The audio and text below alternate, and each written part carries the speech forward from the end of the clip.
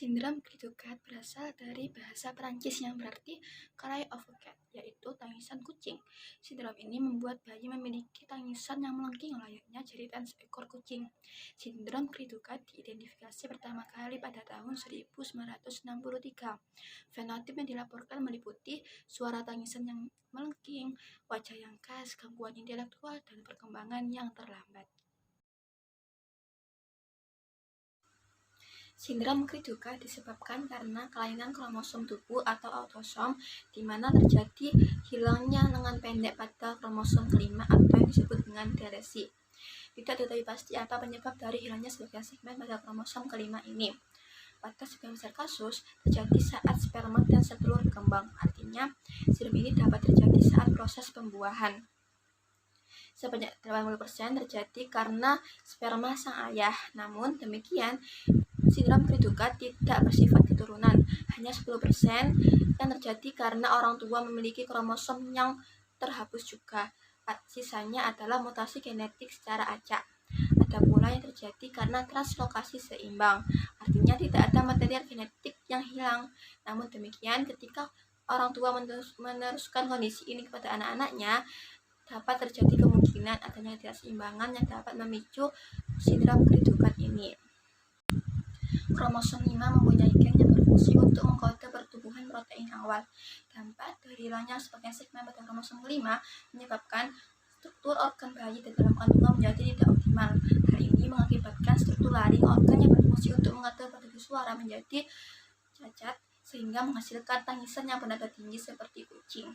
Pada bayi juga mengakibatkan kesulitan dalam bernafas dan menelan. Hal ini berkaitan dengan ukuran laring yang tidak normal. Gejala penderita 1. Suara tangisan yang nyaring seperti kucing. 2. Bayi yang lahir berukuran kecil. 3. Bentuk wajah yang bulat. 4.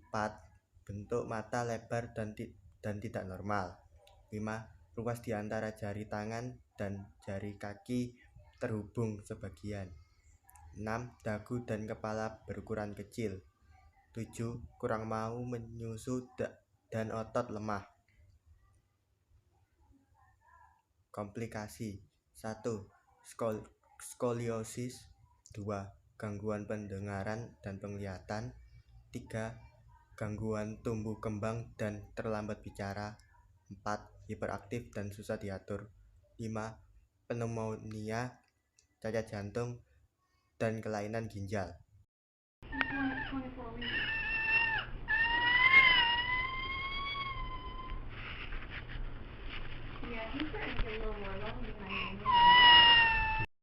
Cara penanganan pada sindrom Cri-du-Chat.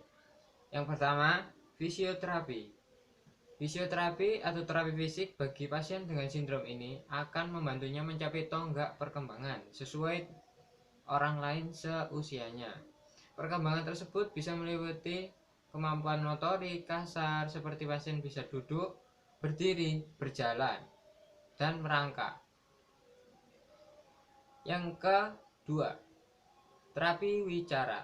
Terapi wicara bertujuan untuk meningkatkan kemampuan berbicara, mengekspresikan bahasa pada pasien. Selain bahasa bersifat verbal, terapi ini juga melatih bentuk nonverbal. Terapi wicara sendiri mengembangkan dua hal untuk hasil yang optimal. Yang pertama yaitu olah mulut, merupakan tahapan yang cukup penting dalam terapi wicara untuk menghasilkan suatu suara yang membentuk kata-kata. Hal yang kedua adalah mengembangkan pemahaman berbahasa dan upaya mengekspresikan bahasa. Psikoterapi. Psikoterapi sendiri adalah dilakukan pasien penderita Cri-du-Chat bertujuan untuk memberikan dorongan emosional pada penderita. Kedua, membangun rasa percaya diri. Yang ketiga, mengatasi stres berlebihan dari penderita akibat perbedaan keadaan penderita dengan orang yang normal. Cara pencegahan sindrom Cri-du-Chat. Orang yang mempunyai riwayat dengan sindrom Cri-du-Chat dalam keluarganya perlu menjalani tes genetik sebelum memutuskan untuk memiliki keturunan. Itu adalah cara pencegahan pada sindrom Cri-du-Cek. Sekian dari saya dan kelompok kami. Wassalamualaikum warahmatullahi wabarakatuh.